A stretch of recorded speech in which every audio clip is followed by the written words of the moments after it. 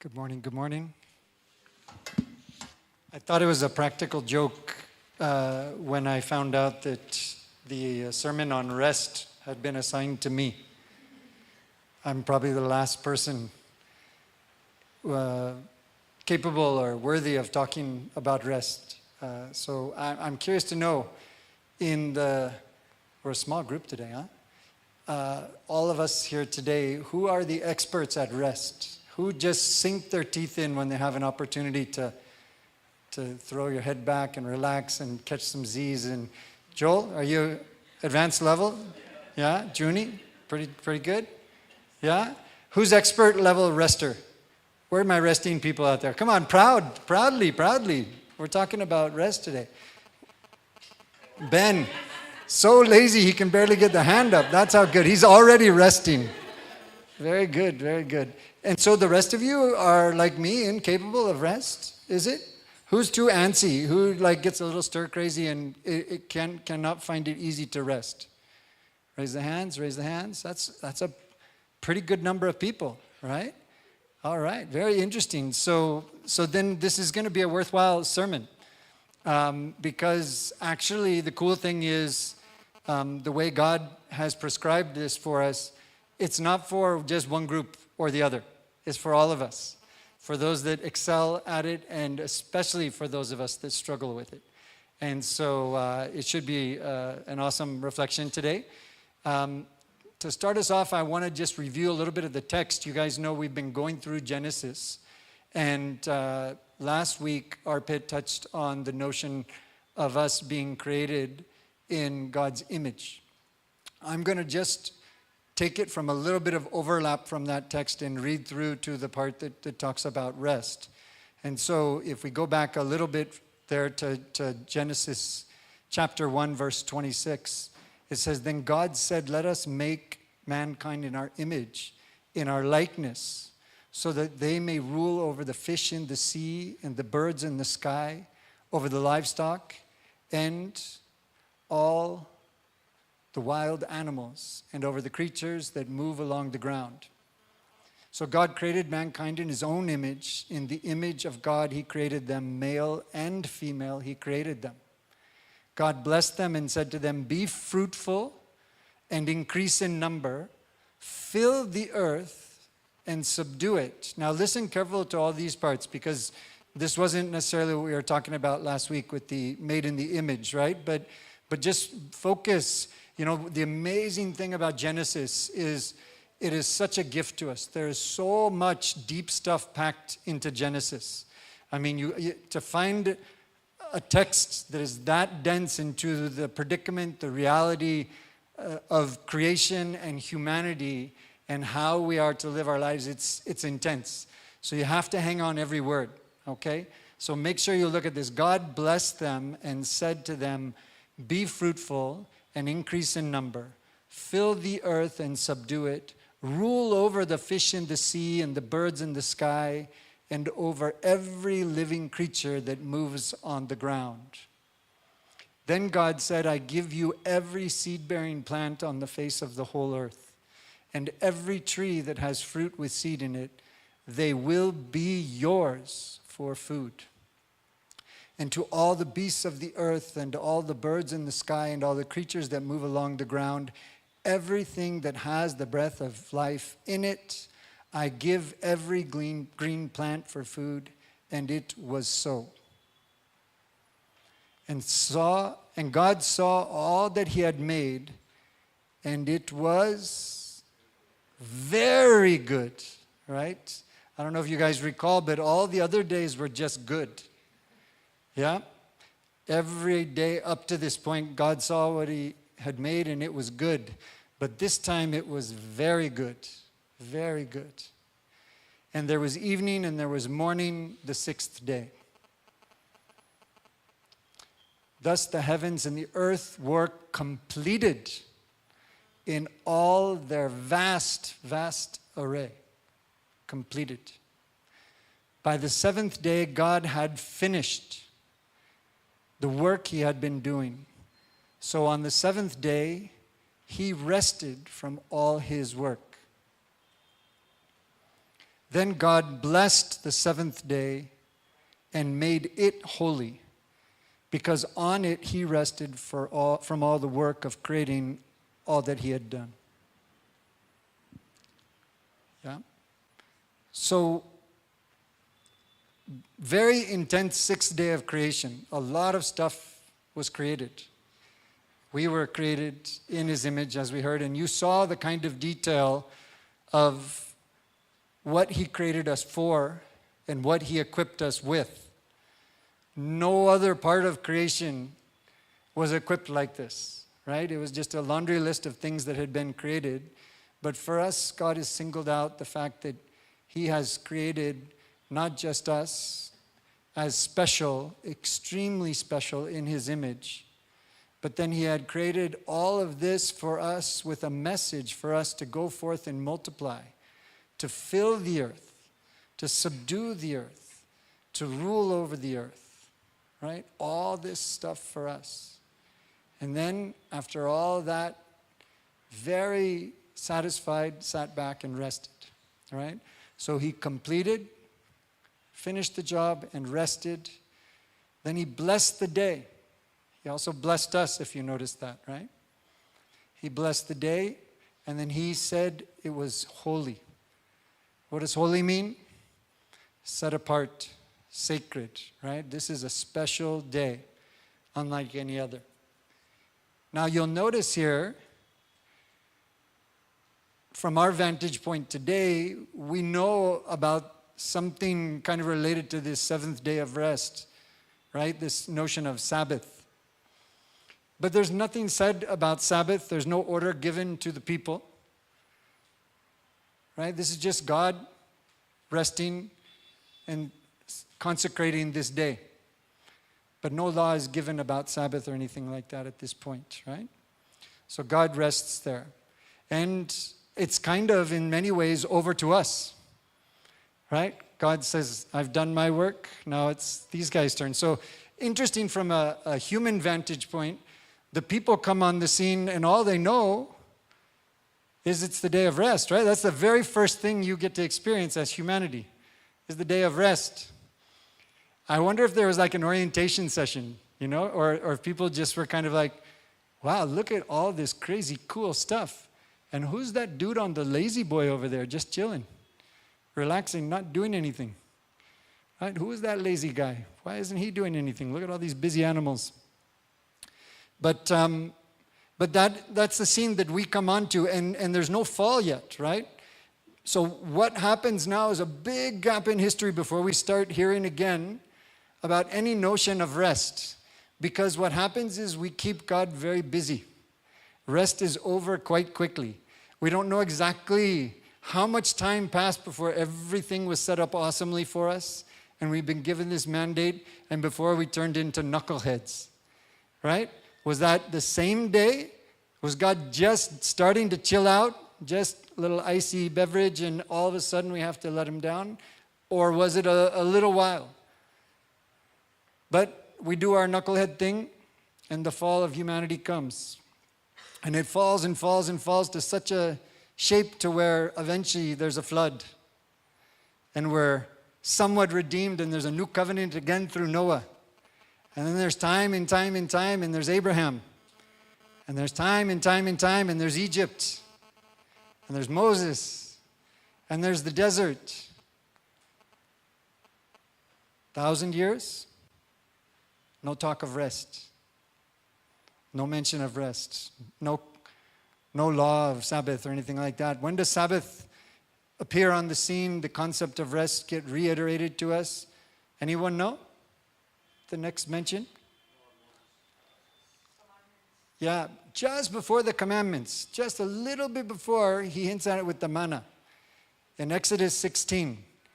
Right? When the manna is coming, he's on the sixth day, you pick up twice as much. There, yeah. Otherwise, don't take more than you need for just one day, but the sixth day, take enough for 2 days so that you can rest on the seventh day. And then indeed, in Exodus 20, we receive the Mosaic Law on Mount Sinai, right? The 10 Commandments. And here we see the fourth commandment, says, remember the Sabbath day by keeping it holy. Okay, take very good note. Remember the Sabbath day, not just like, I do remember.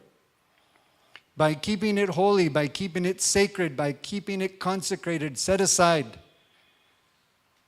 6 days you shall labor and do all of your work, but the seventh day is a Sabbath to the Lord your God.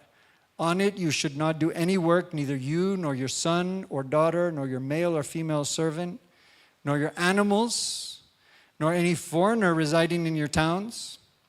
For in 6 days the Lord made the heavens and the earth, the sea and all that is in them, but he rested on the seventh day. Therefore the Lord blessed the Sabbath day and made it holy. So we are called then, much like we are made in his image, and we were tasked with doing our own creative work of multiplying and filling the earth. Also, we are to imitate God in this sense, that just as God rested, we are to rest. So it's been prescribed, right? And we all know that whereas like 10 Commandments and stuff like that, unfortunately, people have turned this in the world, it tends to get seen as like, this annoying set of rules, right? Why can't he just let us be? The rules are always cramping our style. I think we can't eat in this room, right? Like someone put that rule there, so annoying we have to go outside and eat. But we know very well these, quote, rules is not something just to bust our butts. It's the optimal life guide. It's by design the way that makes us live how we were designed by our Maker to live. And this is part of that. Then we go through more time, and we see in Leviticus, this concept of Sabbath is not just brought to the seventh day, but there's also the concept of a Sabbath year. Right? You guys know about the Sabbath year? What are you supposed to do in a Sabbath year? You're supposed to leave your field. Remember, this is mainly an agrarian society at this time, right? We started out being wandering folk, but by this time it had become an agrarian society, so most people had land that they would work. You would keep your land unplanted, right? You would just let it be for a year. And again, God knows all the details in this is because that's what's best for the creation as well. He knows what's best for us, and he knows that even the land needs to restore, needs to regenerate itself. And so he prescribes that. And he even prescribes the year of Jubilee in this same Sabbath theme. You guys know what the year of Jubilee is? 7 times 7 years. 49 years. In that 50th year, what happens? All of the land that maybe Josh was a little irresponsible and he was drinking a lot, and so he wasn't working his land, so he had to sell his land, so his poor kids don't have land anymore, and then those kids don't have land, and then this wise guy, Ben, he was buying everyone's land. Ben is like working it. He has all of our lands, right? So what happens in the year of Jubilee is that injustice only can get so far. And then the generation of the generation that got a little of the short stick because of Josh's irresponsible behavior, that land returns to the original folks, right? And Ben goes back to, Ben's children's children go back to square one. So only the injustice could get too far before God says, hey, level playing field. Let's try again, right? And yet there was still a reward for Ben working harder and a penalty for Josh not working as hard. So that year of Jubilee, again, was built into this is the right way to live. This is the way to restore community, socioeconomic justice, right? So from a biological level to an emotional level to a agricultural level to a societal level, this concept of rest and restoration is embedded into God's recipe and law for us on how to live optimally. And we see it mentioned even in the prophets, and it's often in the prophets associated with that concept of justice. Yeah? And finally, I'm going quickly through this because I want to really focus on sinking our teeth into what rest is all about, what it fully entails. So we're not doing a deep review of all the text. but we do eventually get to Jesus. Does Jesus ever talk about the Sabbath? Jesus doesn't really teach too much. He's not like, we don't have any teaching of Jesus like pumping up the Sabbath, right? And saying, guys, do the Sabbath thing. You got to do the Sabbath thing, right? Like we see this promotion of it in what I just mentioned in Exodus and Leviticus and even in the prophets. What Jesus' interaction with the Sabbath is mostly a little contentious, right? It's mostly Jesus saying, getting a little busted for doing good things on the Sabbath day, right? And it's not like he's so innocent, because you can tell he's being a little obnoxious about it, right? He's like, I could heal on Friday, but watch this. Watch this, huh? I'm going to go right in front of the Pharisees, in their face on the Sabbath, and just provoke them a little. Hey, is it cool to heal on the Sabbath or not? Right? Just total provocation. He's trying to make a point there, right? So, but we don't see Jesus negating the Sabbath. We don't see Jesus saying that we shouldn't have the Sabbath, right? What he's doing is he's trying to restore some of why the Sabbath was to be there, right? If the Sabbath is about life-giving restoration, shouldn't it be okay to heal on the Sabbath? Should we be letting people suffer on this day that was consecrated for restoration and healing and life-giving stuff? Or are we going to use that as an excuse not to? So that's a lot of Jesus' interaction we see with the Sabbath. And we do see that he addresses this in Mark 2, chapter 23. We can see this is one of those examples. This one isn't so in your face even, right? But it says, one Sabbath, Jesus was going through the grain fields, and as his disciples walked along, they began to pick up some heads of grain. The Pharisees said to him, look, why are you doing what is unlawful on the Sabbath? He answered, have you never read what David did when he and his companions were hungry and in need? In the days of Abiathar, the high priest, he entered the house of God and ate the consecrated bread, which is lawful only for priests to eat, and he also gave some to his companions. Then he said to them, the Sabbath was made for man. And here we can assume also women. Yeah? Not men and women for the Sabbath. So the Son of Man is Lord even over the Sabbath. Yeah? So here he's putting the priority straight. God did not create us for the Sabbath. Right? He created the Sabbath for us. And Jesus flexed his muscle here saying, and even I am Lord over that Sabbath, right? I say what goes on the Sabbath. I am God. And we know very well, coming to the broader concept of rest, how Jesus prioritized rest in his own walk. You guys just read through and check out the verses in the Gospels of how it said Jesus took them aside to a quiet place, right? There's times when he's looking for a quiet place and the people don't even let him have it, right? And some of that you can tell it's because they've just been giving and teaching and preaching and healing so much that even Jesus, just like even God who created, knows that it's best to find a place and take some rest. And there's times when it's very important that he does that because he's got important things to do. So let's look at what I think are some of the key elements of rest and this concept of Sabbath. And I think I should say here too, there's a whole thing of should we be respecting the old Sabbath? The Saturday Sabbath, right? There's a whole line of thought. We're not going to get into that and stuck in that. We do our church thing on Sunday. The Jews did their temple thing on Saturday, right? We're not going to get into that point. We're just going to talk about the concept of rest and the concept of Sabbath. Now, one of the things that is a crucial element of practicing Sabbath.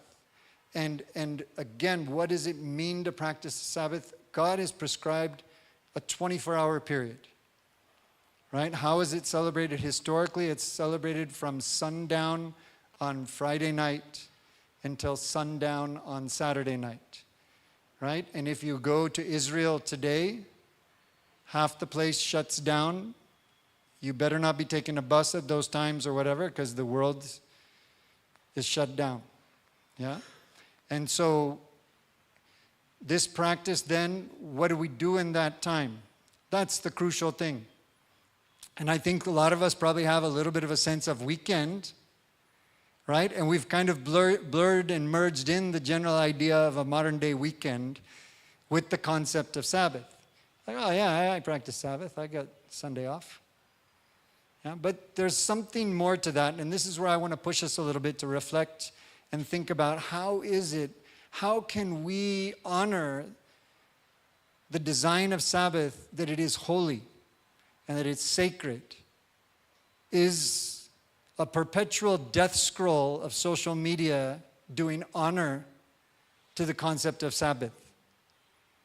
Me going home and vegging on the couch and for hours, is that honoring the Sabbath intention?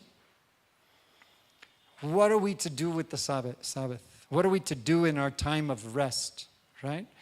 And I would argue that one of the first things that's just important is, especially for those of us that are agitated and high-strung and like do, you gotta just stop. You gotta stop and quiet down and put your feet on the ground and breathe like Steph had us do, right? And you have to be present for a second. I am a do guy. So much of my identity is wrapped up in what I can do, right? And every once in a while, I just need to be. I don't need to do. I just need to be present. And a lot of that is a surrender. And a lot of that is a step of faith, right? Because there's something I could be doing to move my life forward, to be productive, to help someone or whatever. And for me, it's a little bit of trust in saying, okay, I'm not going to be productive. I'm not going to be useful. I'm going to trust that it'll get taken care of, that God's got it under control.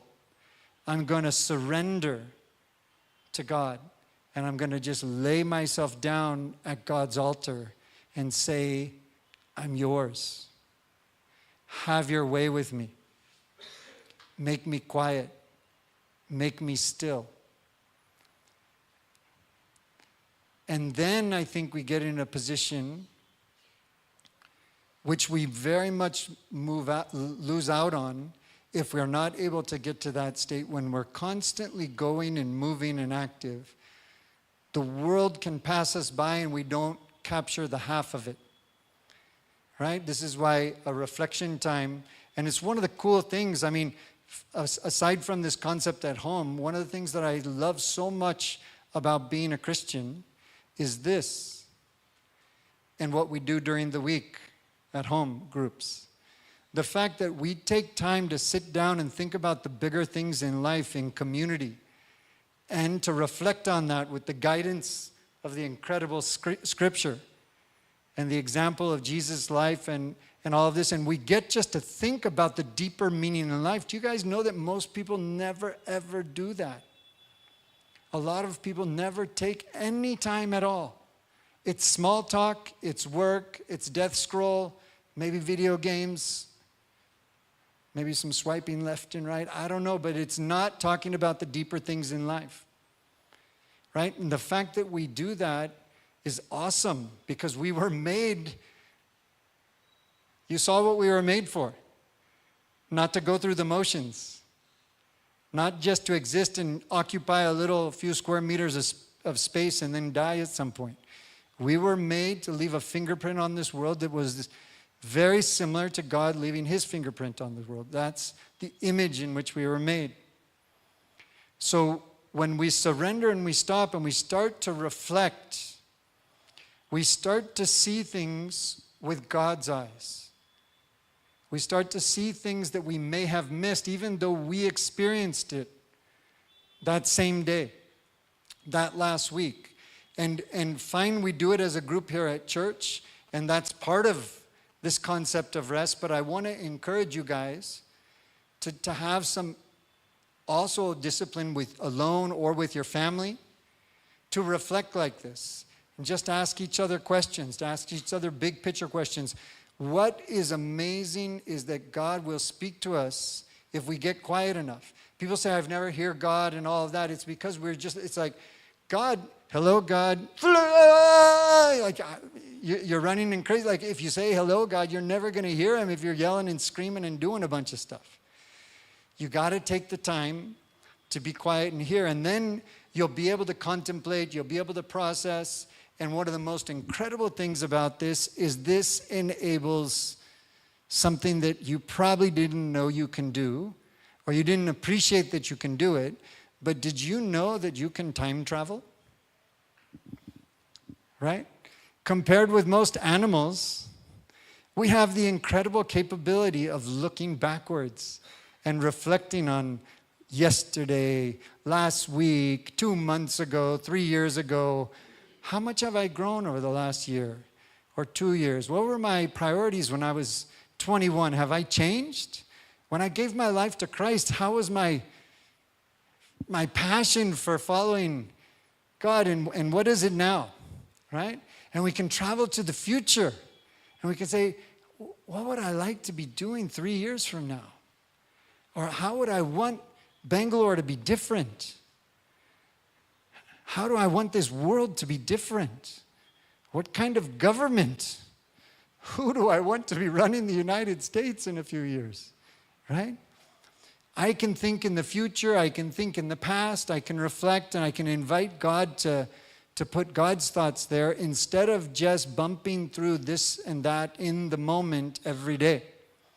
And if we're not careful, I know so many people who have just kind of sleepwalked through life, and they don't know how it happened, but they're an old dude now, like already settled in a career that's kind of mediocre, trapped in a bunch of obligations of stuff they've kind of accumulated, and now they got to pay for it, and really nothing spicy going on. And they had at one point thought and dreamed of so much more, and yet inertia will take us there. And I'll tell you, the wide path and the flow will definitely take you to that dead spot. That's what the devil wants. The devil doesn't need you to be like a Satan worshiper, to be a mass murderer. Just a good level of comfortable complacency will do just fine. Thank you very much. Right? Maybe even better, because that's such a toxic witness, right, of what a Christian is and should be about. You just hand the devil the keys when you don't stop, when you don't surrender, when you don't reflect, when you don't give yourself to God and say, however scary, I want to hear it. Give it to me. Shock me. Help me. Take this Sabbath and work me over.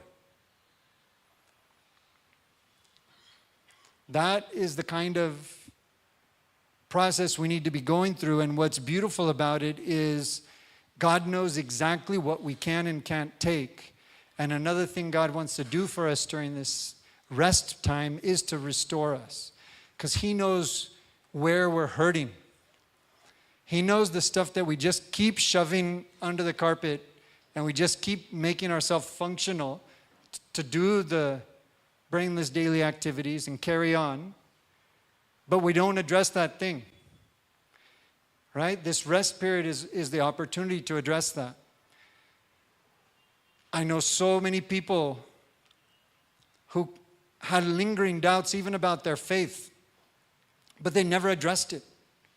They never addressed it until that last straw broke the back. And then they just disappear and left church and deny God, and they're done. You should be wrestling with God. The second you have a doubt, go to your rest place and fight with Him. Question Him, ask Him, explore, confess your doubt, confess your sin. Same thing with sin. We'll do how many of these even famous pastors, they just keep hiding the sin, and then it just completely destroys them, right? This rest time is the time to address the things while they're small, before they turn into a monster a dragon that will kill you. These are the kinds of things to do. Don't deconstruct all at once.